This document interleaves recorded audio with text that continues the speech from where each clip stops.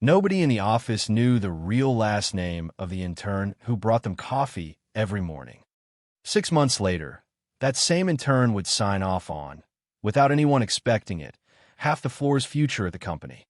Tomas joined the company on a Monday in September with an internship letter and a real eagerness to learn.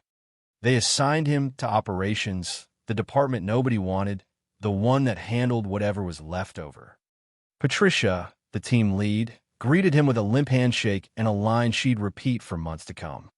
"Everyone starts at the bottom here," she told him, though she never once saw Tomas move up from it.